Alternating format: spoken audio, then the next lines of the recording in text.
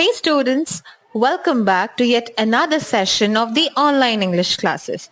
Today's video is a bit different because you're not going to read anything, but you're going to watch the Extramarks video of the chapter The Talkative Barber. This chapter has been taken from your NCERT book, and this is the second part of the 6th unit. Without wasting much time, let us begin.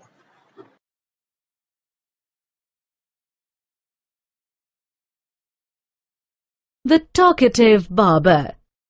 Long, long ago, a sultan, whose name was Shahryar, ruled over a large kingdom. His queen was a good storyteller. Each night, she would tell a story to the king. She narrated ancient Persian and Arabic folk stories. This is one of the stories from the Arabian Nights.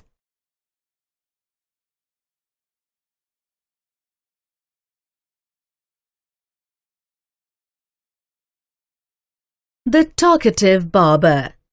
In the city of Kashgar lived a barber who was a great talker. Once the Sultan called the barber to shave his head. The barber started talking non-stop instead of shaving him. The Sultan got angry. "When are you going to stop talking and begin to do your work?" The barber replied, "You do me an injury by calling me a chatterer, for everyone says I'm very quiet. I have 6 brothers whom you might call chatterers. Their names are Bakban, Bakburia, Bakbak, Ulkuz, Ulnashi, and Shakabak.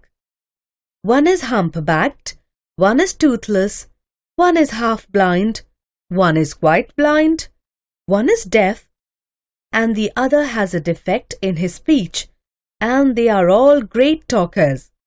But I am the youngest of my family, and I am very quiet and sparring with words." "Give him 3 pieces of gold," the Sultan cried, losing all patience, "and send him away. I will not be shaved today." "My master," cried the barber, "it was not I who came to seek you. It was you who ordered me to come. So I will not quit your house till I have shaved you." He then began narrating another story which lasted half an hour. "Stop making your fine speeches and let me go quickly. I have an affair of the greatest importance. I have to go out at noon," said the Sultan.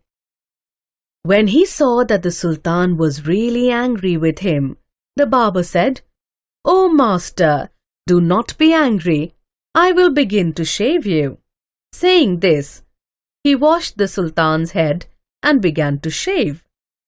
But he had not touched him even 4 times with the razor when he stopped and said, "My master, you are acting hastily in this matter. Go on shaving me. Speak no more," ordered the Sultan. "Be patient," said the barber. "Perhaps you have not considered well what you were going to do. I wish you would tell me what this matter of great importance is all about, and then I will give you my opinion on it." "Finish shaving at once," the Sultan exclaimed. But instead of doing this, the barber left the Sultan half-shaved to go and see what time it was. "My patience is exhausted," the Sultan cried. "Be calm, my master, and you shall be shaved in a moment," said the barber, and saying this, he continued shaving the Sultan. But while he was doing this, he could not help talking.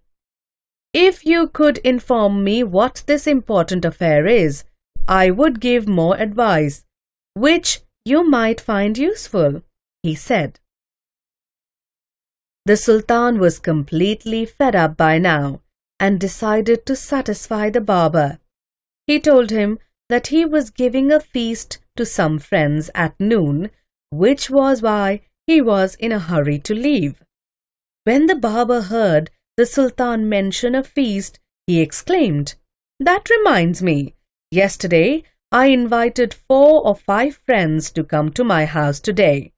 But I had quite forgotten it and have not made any preparations for them. The Sultan, who was at the mercy of the barber, was ready to do anything to be rid of him.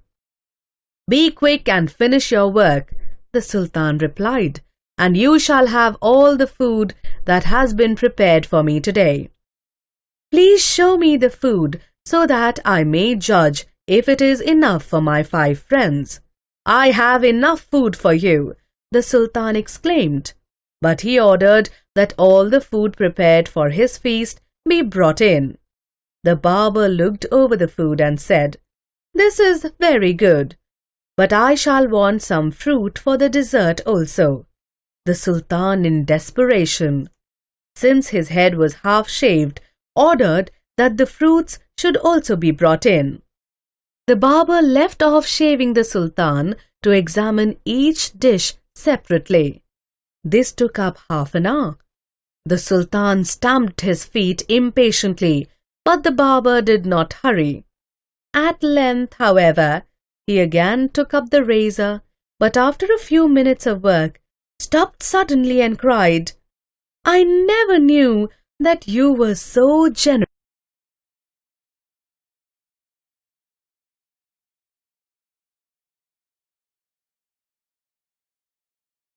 New words. Chatterer, one who talks a lot. Raju is a great chatterer. Defect, a fault. The aircraft has been grounded after a defect in the engine was discovered. Exhausted, tired and fed up. The day's heavy work left Meena exhausted. Dessert, a sweet dish served after the main meal. Ansi made a delicious dessert using fruits and cheesecake. Examine, to look at something very carefully. The doctor examined the heart patient thoroughly.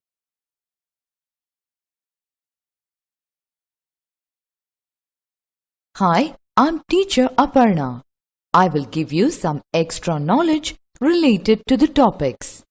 There is a well-quoted proverb, "Give knaves an inch and they will take a yard." A person who is dishonest is called a knave. Their life won't be based on any principle or conviction. Moreover, he will be too selfish to absorb and use things for his own personal intentions. Such persons are always on the lookout for quick and dishonest means of gaining things in life. They don't care whether their deeds are fair or not. Instead, they are concerned only with what they can gain. Such persons have no feelings or sympathy for others. If somebody tries to help them a little, they will try to make the most of it. It is always better to keep away from such people, because they will always be thinking of cheating you and gaining some advantage. Those who entertain such knaves will have to be sorry for that in the immediate future. Now, discuss with your friends if you've had any similar experience.